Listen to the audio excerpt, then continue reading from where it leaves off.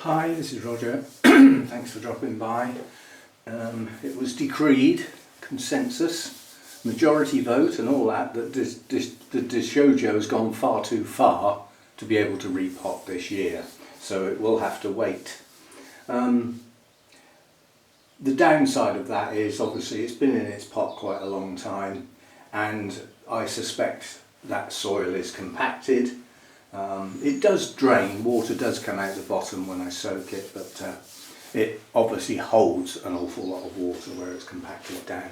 But what I am going to do is give it a trim, and before I do the fine detail work, there's no point in doing that to a branch that I'm later going to cut off. So the first thing to do really is to just think about the shape. Now this branch forms a very low layer, and last year the extensions and everything were actually touching the soil, which is no good. So first job then is anything hanging down comes off. Plus I want to get that shape back. It's come too far this way and not enough that way. So let's do that work first. So golden rules, anything hanging down comes off. We'll take that back to that one shoot, stick it up. Again, following this shape round, we'll go to there,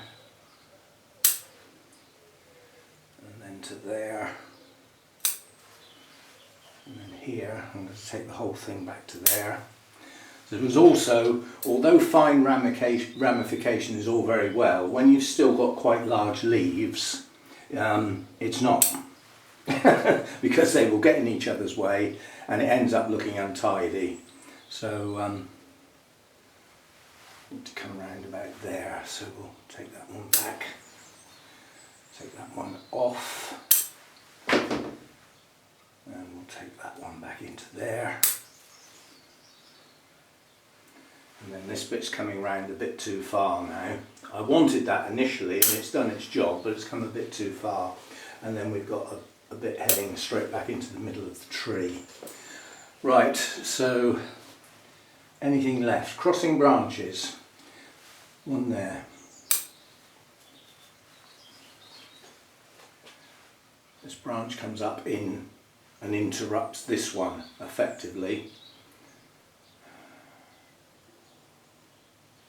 It's too much.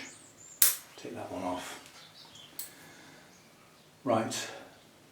So that's all I want. Oh, hang on, we've got a couple over here hanging down as well. I missed. Can't get at them. Come on, concentrate. There we go. Right, that'll do. It's only a quick tidy. But then something I said I was going to do this year needs a pair of tweezers. And what I'm going to try and do, I won't be able to do them all today because they're not all visible. But where there is an embryo shoot between two leaves,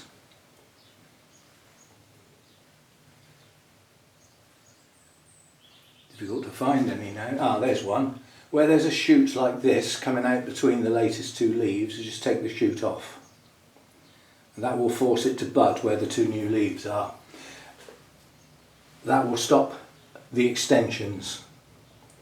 And again, like this one, there's one there. Because they will get quite long quite quick. So we just take them off. I mean, I could do this with the scissors.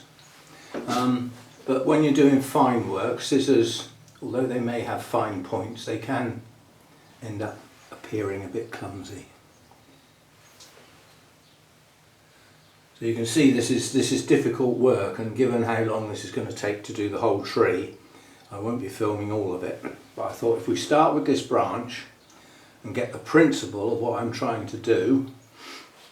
Now, where there are pairs of leaves like this, the extension has yet to come, but it will. So this job needs to be done frequently over quite a period of time. And eventually, all of these pairs of leaves that have been left behind will produce, from the buds in between, two new shoots. Each will have a pair of leaves. Those leaves will be much smaller, because the tree's taken a lot of its strength away to produce these initial leaves. So that's the sort of thing I'm doing on a branch. If we move round to this one next, because this one's more advanced.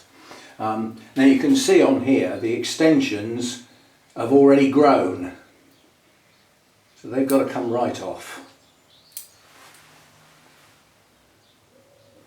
Should have had a go at this earlier. Well, that one's already gone too far, so I'm going to take that right off, force it back. But that's what I'm up to, is all these extensions that have already grown need cutting off because they're already too long, and that will force new leaves out from the join. It's fiddly, but it is worth doing. It's well worth doing. You get much smaller leaves, more of them obviously. You will get more leaves, but they'll be finer. But it is a fiddly job.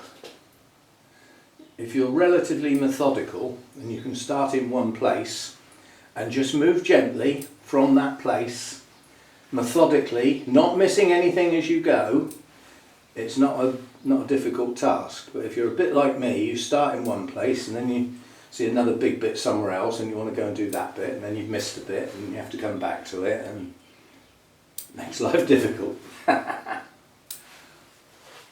But it is worth the task. It's well worth it.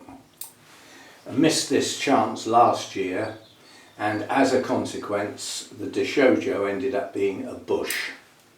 Instead of having layers and spaces, the spaces are important. They emphasise the layers, so you know, without the spaces the layers aren't there. They've disappeared, and I just ended up with a bush, and it didn't look very nice at all. And it had to have a summer hack to sort of bring it back. So there's some dead wood in places as well, which is typical of maples. They do that in the winter quite frequently.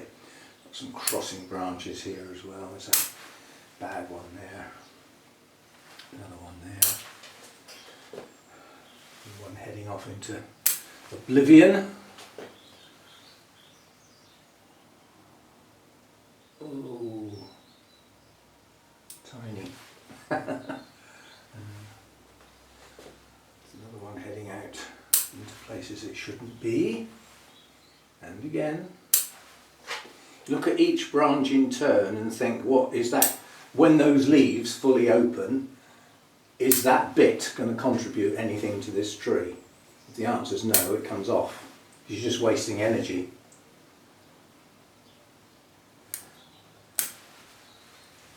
Dead bits. It's not essential to take them off, they'll probably drop off on their own eventually. But it looks better without them.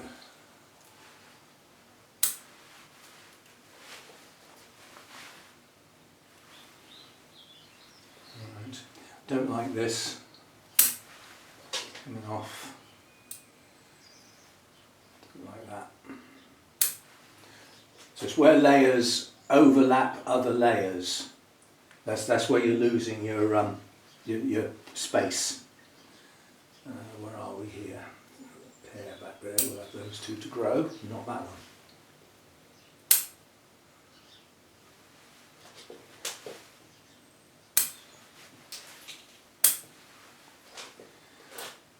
Right, round to the end of this layer, this particular layer now.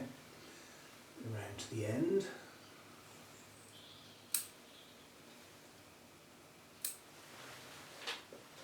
Again, there's too much foliage here. You have to imagine these leaves are going to be full size, and when they're full size they're all going to bump into each other, so they need space.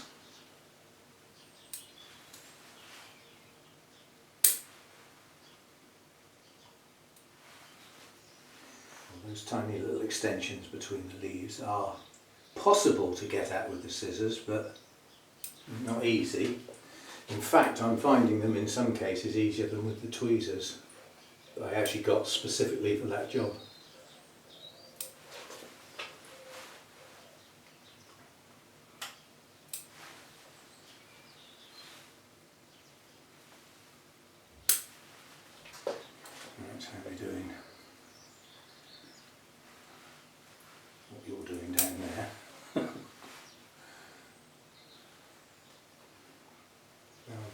take some of the height off of this one, because again it will encroach on the next one up, and the space is lost, and the space is important.